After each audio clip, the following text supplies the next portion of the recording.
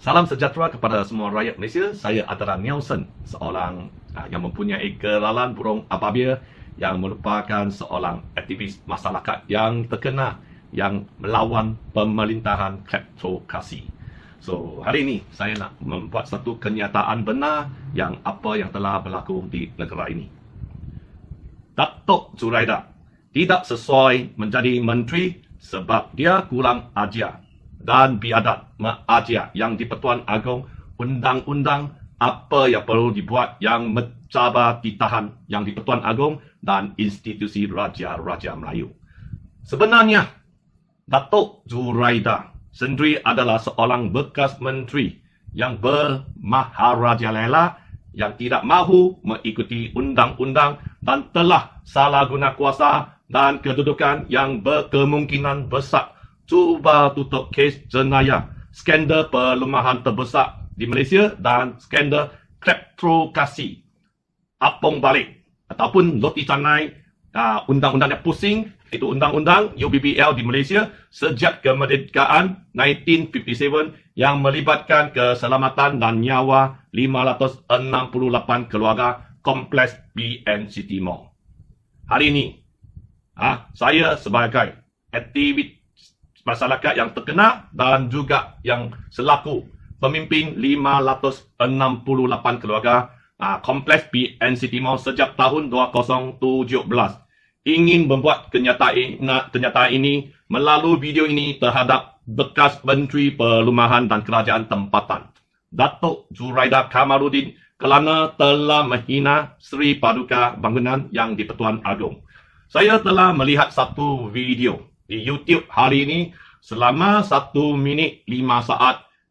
Istana boleh tanya PMO sebelum keluar kenyataan oleh Zuraida di Kini TV 1 percakapan Datuk Zuraida Kamaluddin, Menteri Perumahan dan Kerajaan Tempatan semasa wawancara melalui telefon di Consider This Astro.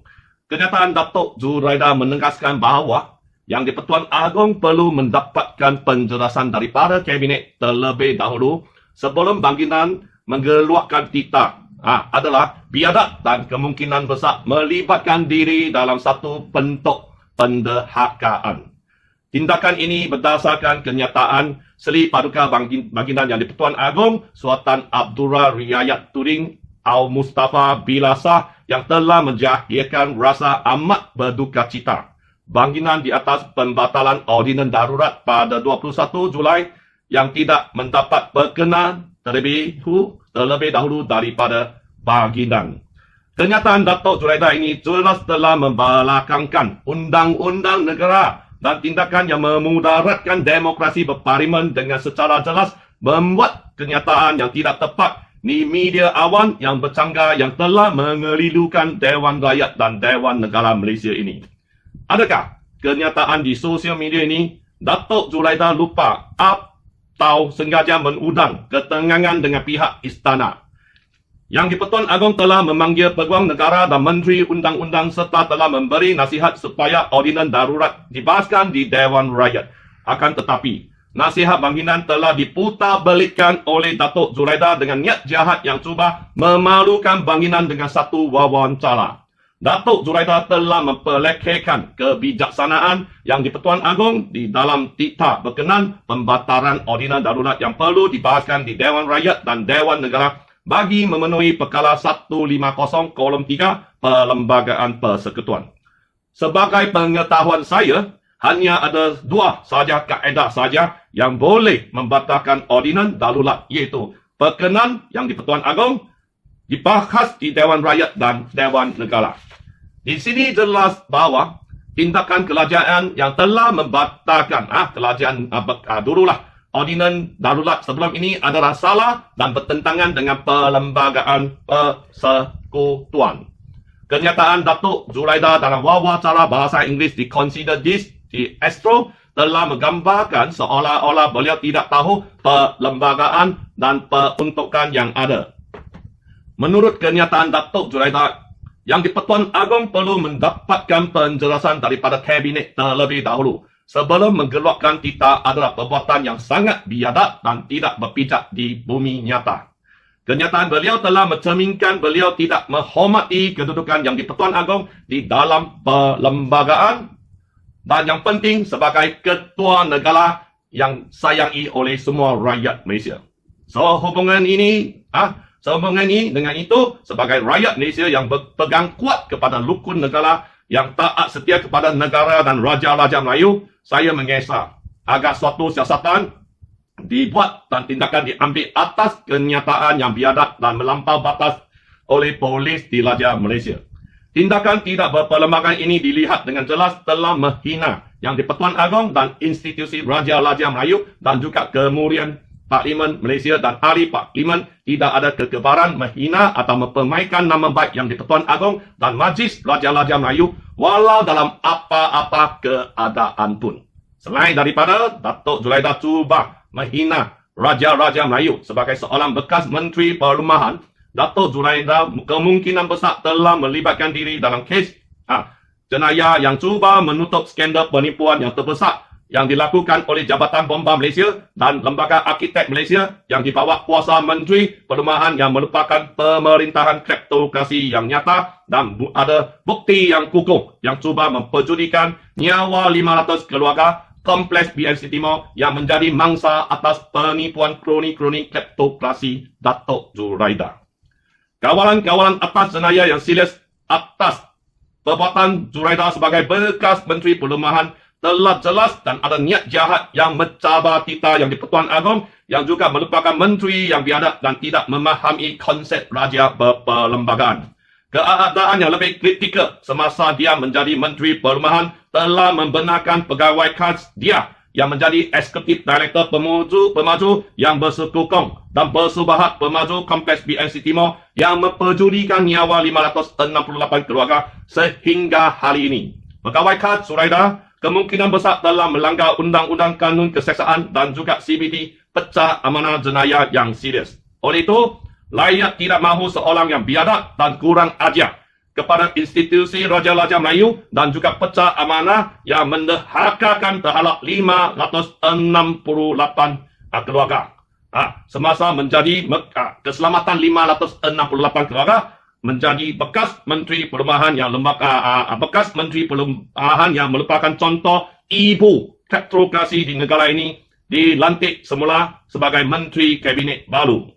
Saya buat video ini disebabkan berharap Perdana Menteri baru ke-9 Datuk Seri Ismail Sabri yang menegaskan satu keluarga yang sayangi rakyat jelata di mana seorang bekas menteri yang cuba tutup kes jenayah pemerintahan yang di mana pemerintahan kleptokrasi yang semakin serius di negara ini mengambil belat isu ini disebabkan orang politik yang kurang ajar ada rekod salah guna kuasa dan kedudukan ini akan mengancam ketenteraman negara-negara Malaysia ini.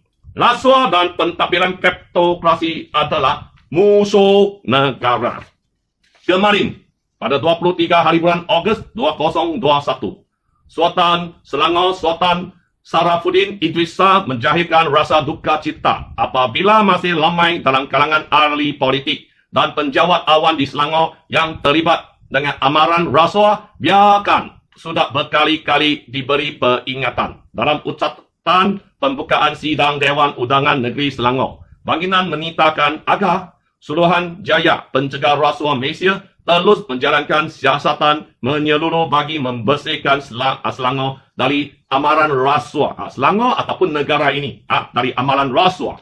Beta kesah kerana masih ada yang tidak jujur di dalam melaksanakan amanah yang diletakkan kepada mereka sebagai penjawat awan dan pemimpin politik. Walaupun seringkali beta ingatkan untuk melibatkan diri dengan gejara rasuah yang boleh melosakkan bangsa dan negara. Beta tidak mahu mendengar sebarang laporan tentang penlibatan mana-mana kerajaan dan pemimpin politik dalam amalan rasuah ini. Tita baginan. Sultan Sarafuddin Idrisa menjahirkan rasa duka cita apabila masih ramai dalam kalangan ahli politik dan penjawat awan di Selangor yang terlibat dengan amaran rasuah biarpun sudah berkali-kali diberi peringatan. Oleh itu, kalau pelantikan Zuraidah sebagai Menteri baru Kabinet oleh Perdana Menteri 9 Datuk Seri Ismail Sabri akan membawa bencana kepada rakyat Malaysia disebabkan pemimpin kleptokrasi yang pandai main politik yang korupsi dan juga tidak mahu mengikuti undang-undang adalah tidak sesuai memegang sebarang jawatan kabinet dan kerajaan baru. Saya sebagai seorang aktivis masyarakat yang mempunyai gelalan burung ababil bercadang kepada Datuk Seri Ismail Sabri, Perdana Menteri baru yang mengadakan slogan baru yang menyatakan kita adalah sebagai satu keluarga tanpa mengira agama, bangsa dan kaum. Setiap daripada anda adalah seperti keluarga saya sendiri, sama ada anak muda maupun yang telah berusia. Kita diibaratkan saling melengkapi, umpama anggota tubuh yang saling memerlukan. Sebagai seorang aktivis masyarakat yang amat berpengalaman melawan pemerintahan kleptokrasi yang mempunyai experience 4 years yang melosakkan negara ini, saya bercadang slogan satu keluarga ini di-upgradekan ataupun naik taraf kepada satu keluarga Malaysia tanpa mengira agama, bangsa dan kaum, melawan pemerintahan kleptokrasi, terutamanya pemerintahan pengurusan pentadbiran yang kleptokrasi yang semakin serius di negara ini. Target ataupun matlamat melawan pemerintahan kleptokrasi untuk mewujudkan pemerintahan yang bersih, yang ikut ajaran Tuhan, yang berperang dan pemerintahan kleptokrasi yang semakin serius di negara ini seharusnya diutamakan oleh Perdana Menteri baru Datuk Seri Ismail Sabri, yang membawa negara ini, Malaysia ini, menuju ke sebuah negara yang bersih daripada korupsi yang semakin bermaharaja lela tanpa halangan undang-undang dan perlembagaan Malaysia. Pemerintahan kleptokrasi semakin serius di negara ini, bukan sahaja di negeri Selangor dan juga semua negeri di Malaysia ini, disebabkan orang politik tidak ada minat progresif dan hanya sibuk melebut kuasa seperti mana yang dinyatakan oleh Sultan Selangor, Sultan Salahuddin. Daulat tuanku, daulat tuanku, daulat tuanku, ampun tuanku, ampun tuanku, ampun tuanku. Dan saya buat kenyataan ini juga nak memberitahu kepada itu Datuk Seri Azam bin Baki yang sebagai ketua SPRM. Saya telah membekalkan banyak aduan yang merupakan seorang pemimpin 500 keluarga dan bangunan kami kini dalam keadaan yang amat berbahaya kepada itu bekas ketua SPRM semasa itu Latifah Koyah menjadi ketua SPRM, dan semua ini telah ditutup. Tetapi saya memperingatkan sebagai ketua SPRM yang baru, tolong buka fail ini semua balik sebab dia ini melibatkan 560 keluarga kompleks BNC Timur dan juga SPRM dulu pimpinan Latifah Koyah gagal menyiasat. Sebab itu saya telah mengambil 3 hingga 4 tahun menyiasat. Semua ini saya sudah buat satu siasatan yang jelas dan ketara dan mendapati banyak itu jenayah telah dilakukan oleh itu Jabatan Bomba Malaysia dan terdapat lebih 10 laporan palsu telah dibuat oleh Jabatan Malaysia dibawa ke pimpinan Tuan Hamdan, Ketua Bomba Malaysia, dan laporan yang saya siasat ini akan disalurkan ataupun dibekalkan kepada SPRM baru minggu ini atas kepimpinan itu Ketua SPRM Azam Datuk Seri Azam bin Baki. Sekali lagi saya ucapkan terima kasih semua rakyat Malaysia yang viral video ini sebab melawan kleptokrasi adalah tanggungjawab kita bersama, tidak kira bangsa, tidak kira agama dan tidak kira kaum. Terima kasih. Terima kasih. Ampun tuanku, ampun tuanku, ampun tuanku.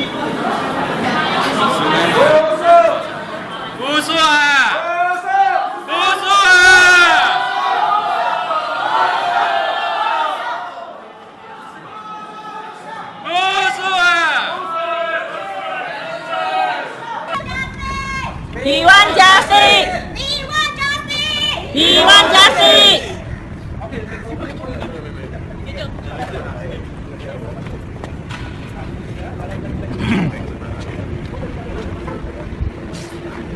Nah, hit chơi. Video anh. Hit hả? Udah hit video ah? Hit. Udah hit video. Hit video hả? Đã phải hit cho em. Ayo, MC ah. 1, 2